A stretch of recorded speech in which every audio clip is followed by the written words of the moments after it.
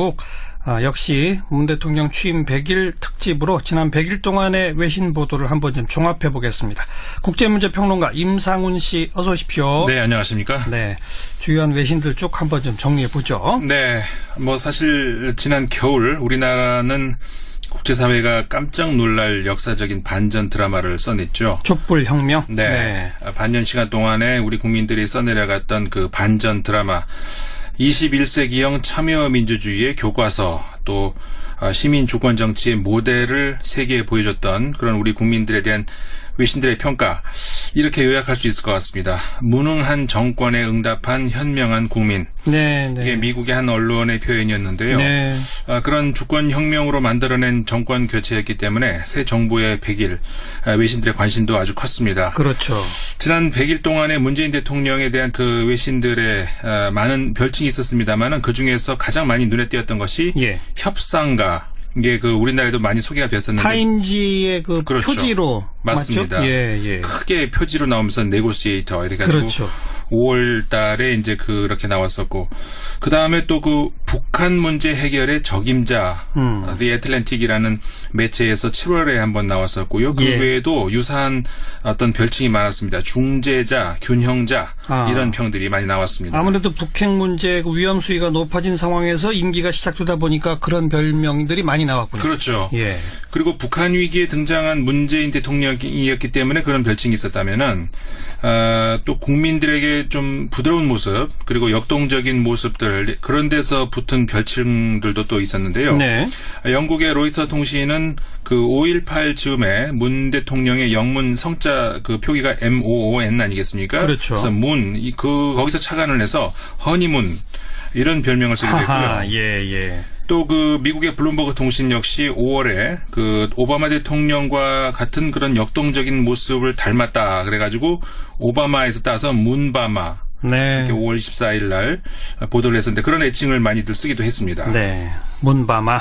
자, 애칭들 정리해봤고 좀 세부적으로 분야별로 들어가 봅시다. 먼저 안보 문제에 대해서는요. 우선 문재인 대통령과 관련해서 대통령뿐만 아니라 최근 한 3개월 동안 압도적으로 가장 많이 등장했던 외신들의 한국 관련 소식 역시 안보 관련 소식들이었죠. 당연한 얘기죠. 예. 네, 문재인 대통령 관련 보도들도 그래서 안보 관련 보도들이 가장 많았습니다. 처음 취임 당시부터 외신들이 가장 관심을 가졌던 부분이 과연 문재인 대통령의 대북 해법은 무엇인가 이 문제였는데요. 예. 균형, 실리주의 이런 표현으로 적극적으로 임하되 대화의 방점이 찍힐 것이다 이런 예상들이 나왔고요. 네. 독일에서는 독일 통일의 초석이 됐던 서독 총리 빌리 브란트 있죠? 예. 빌리 브란트의 문재인 대통령을 빗대기도 했습니다. 독일의 슈피겔지에서인데요. 한국의 빌리 브란트라는 제목의 기사를 통해서 문재인 대통령의 빌리 브란트와 닮은 점이 많다 이렇게 평가를 하면서 상징적인 차원에서뿐만 아니라 실제로 브란트 총리의 접근을 통한 변화 이걸 바탕으로 했던 동방 정책의 영향을 실제로 받았다 이런 평가를 내놓기도 했습니다. 슈피겔지는 또 둘 사이에서의 문 대통령과 브란트 총리 사이에서의 공통점으로 통일에 별 관심 없는 주변 강국들, 강대국들을 상대로 해야 되는 그걸 또 공통점으로 짚었는데요. 비슷한 환경이라는 거죠, 그 점에서. 그렇죠. 그 맥락에서 문재인 대통령은 현실주의자이기 때문에 단계적 평화의 길을 추구할 것이다 이렇게 예측을 한 바도 있었습니다. 현실주의자라고 보나요? 외신은 주로 문 대통령을? 네, 이게 분야마다 좀 다른 것 같습니다. 네. 그러니까는 우리가 생각하는 이상으로 현실주의자 문재인 대통령 이렇게 평가를 많이 하는데 실용주의자 이런 말도 나오고요. 국내에서는 원칙주의자다 이런 평가 많이 나오지 않았습니까? 그렇죠. 그런데 이제 분야마다 다른 것 같습니다. 그러니까 외교 안보 이런 분야에서는 현실주의자라는 평가가 많이 나왔고 공약을 이행한 거기서는 또 원칙주의자라는 말이 나오기도 한 것 같은데요. 외신들이 객관적으로 볼 수 있는지 그건 나중에 역사가 판단하겠지만 미국의 The Atlantic에서도 지난 7월, 그러니까 19일이었는데요. 노무현 전 대통령이 예견했던 동북아 균형자 역할을 할 수 있을지 모른다. 이 기사 혹시 기억나시는지 모르겠는데 제가 저희 시간에 소개했었죠. 그렇습니다.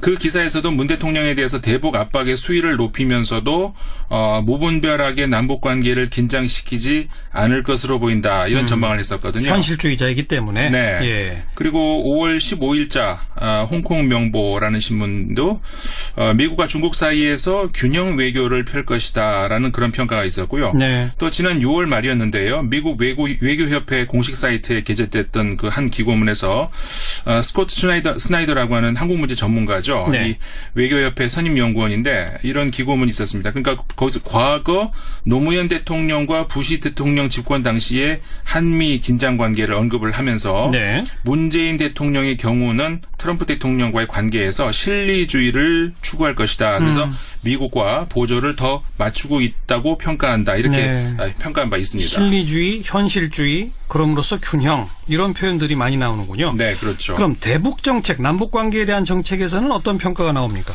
그 대북 정책과 관련해서는요, 문재인 대통령에 대한 평가가 또 상당히 그 좀 원칙주의자 모습이 많이 좀 등장하고 있습니다. 대북 정책은 원칙주의. 네. 예. 그러니까는 그 긴장 고조 시점에서도 대북 대화, 이 대화의 의지가 견고하다 이런 평가, 예. 그게 나오고 있는 건데 지난 15일 광복절 경축사에서 문재인 대통령이 말했었죠. 그 한반도에서 또 다시 전쟁은 안 된다. 네.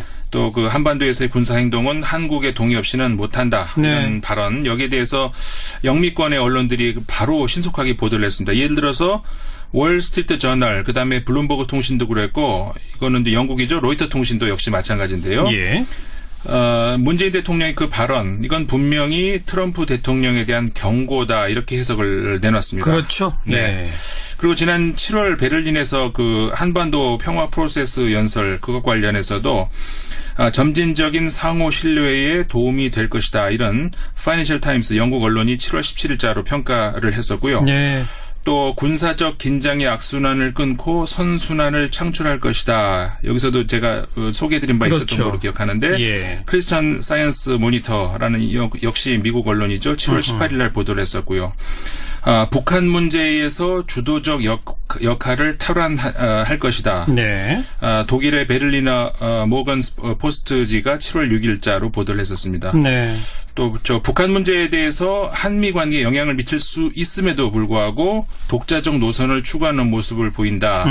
원칙주의자 모습이라는 거죠. 예. 대화 의지를 계속 밝히면서 남북 회화의 꿈을 추구한다. 이거는 홍콩의 사우스 차이나 모닝 포스트라고 하는 언론인데 8월 12일자 이런 보도가 나와서 이런 평가들이 좀 나왔습니다. 네. 외교 안보 정책 기조는 현실주의, 실리주의. 그런데 대북 정책 기조는 원칙주의. 네. 이런 평가들이 외신에 많군요. 네. 또 뭐 국내 문제 각 정책 분야별로 살펴볼 텐데 앞으로 네. 그 잠깐 그 중간에 문재인 대통령 개인에 대한 조금 재밌는 평가가 나온 외신은 없나요?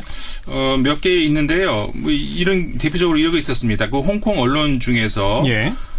문재인 대통령을 이렇게 표현을 했네요. 산양에서 사자가 된 영웅이다. 이런 표현을 쓴 언론이 있었습니다. 예. 이게 홍콩의 그 주간지인데요. 아주 주간이라는 그 언론인데 그 5월 셋째 주에 예. 난리밍이라고 하는 그 칼럼니스트가 쓴 어떤 기사였는데요. 예.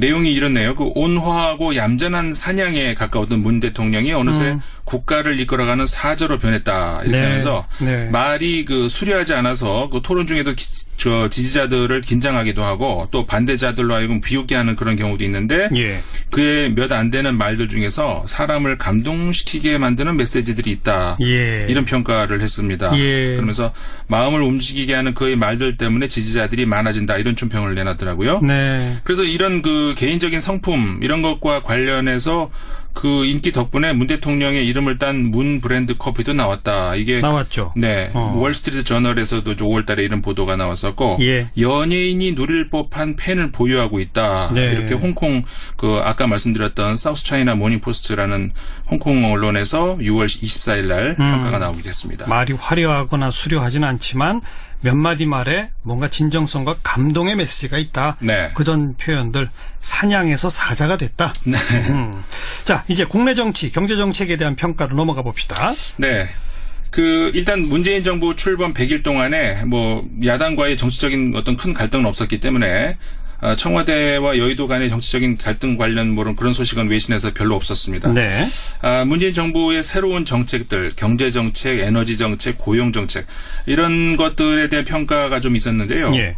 예를 들어서 대기업과 재벌에 대한 개혁 문제는 뭐 늘 외신들이 최근 북한 위기라든가 그 전에 국정농단 사태 그 이전에 뭐 한국 관련 보도 중에서 제일 많이 났던 그런 보도들이었죠. 그렇죠. 예. 그래서 이제 그 문재인 대통령의 재벌 영향력 억제 의지 또 재벌 특혜의 그 척결 의지 이런 것에 대해서 그 한국 경제에 대한 기대감을 좀 많이 보이기도 했었습니다. 네. 그 6월 17일자 블룸버그가 공평한 경쟁의 장을 약속하는 변화의 물결이라는 표현으로 기대감을 표했고요. 예.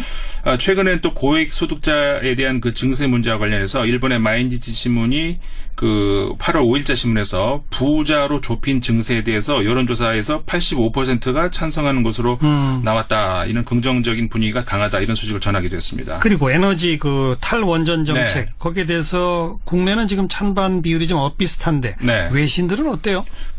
이게 그 북한 문제를 제외하고는 문재인 대통령 그 정책 중에서 가장 그 외신에서 좀 깊이 관심을 보이는 분야인 것 같습니다. 탈원전이? 네네. 예. 그 대체적으로 탈원전 선언, 이게 이제 시대적 요구와 추세에 부합한다 이런 평가들이 많았고요. 긍정 평가가 많아요? 네, 예. 그렇습니다. 예를 들어서 The Diplomat라고 하는 이제 그 언론에서 여기서 기고문이 하나 실렸었는데 그 그린피스 사무총장이 썼죠. 그 제니퍼 모건 사무총장이. 환경단체 사무총장이니까 뭐 찬성이겠군요.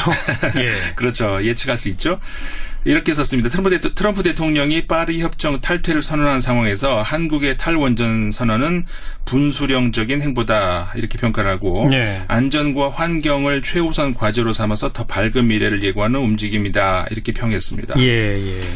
그밖에 그 문 대통령의 탈원전 정책은 일자리를 창조할 수 있다. 신에너지 생산을 지원하려는 계획과 일치한다.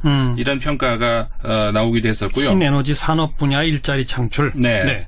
또 미국의 그 포브스지 경제 전문지죠. 네. 탈원전은 천연가스 소비를 더 늘리게 된다. 그래서 한국의 조선업계의 새로운 활력이 될 수도 있을 것이다. 이런 전망이 나오기도 했습니다. 그렇게 또 연결되네요. 네. 예. 뭐 현재 전 세계 천연가스 과잉 공급 사태를 지금 좀 맡고 있는데 이제 한국이 만약에 이 원전을 줄일 경우에 천연가스 소비를 늘린다면은 또 이제 국제 천연가스 가격에 영향을 미치지 않을까라고 하는 그런 경제적인 시각에서 어떤 그 예측이 나오기도 했었고요. 역시 경제 전문지라 다르네요. 네.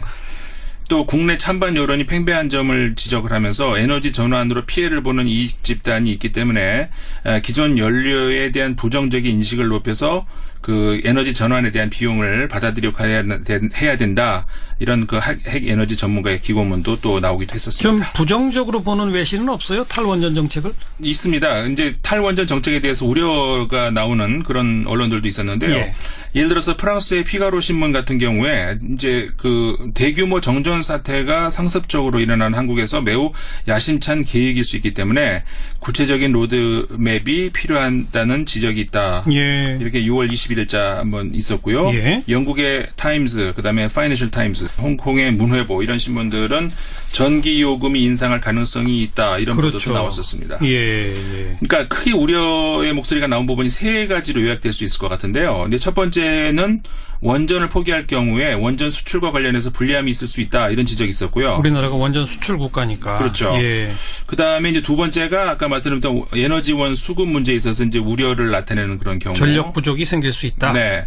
그다음에 전기 요금이 인상될 가능성이 있다. 이런 세 가지 우려가 이제 주로 많이 나왔었습니다. 예. 근데 이게 두 번째, 세 번째 같은 경우는 외신의 보도들을 잘 살펴보면 원자력 포기 때문이라기보다는 석탄 화력 발전소 이런 것들의 축소, 폐쇄 이런 거를 말하는 경우들이 많았거든요. 네, 그래서 네. 이제 엄밀히 말하면 탈원전에 대한 우려라고 보기는 뭐 어려울 수도 네. 있을 것 같습니다. 총평을 하자면 지난 100일에 대해 외신들은 대체로 긍정적 평가가 더 많죠? 네, 아무래도 예. 그렇죠. 예. 무엇보다 사실 뭐 아까 모두에도 말씀드렸습니다만 절대적인 시민의 그 변화 의지를 등에 업고 탄생한 정권이었기 때문에 네. 또 그런 시민 권력의 힘이 무력혁명이 아닌 현존하는 제도에 정확하게 의거해서 교체한 그런 정권이라는 차원에서 그러니까 정말 보기 드문 피플 파워와 제도적인 안정감이 함께 이룬 정권 교체. 맞습니다. 그런 점에서 성숙한 민주주의에 대한 찬사의 결과인 것 같고요. 예.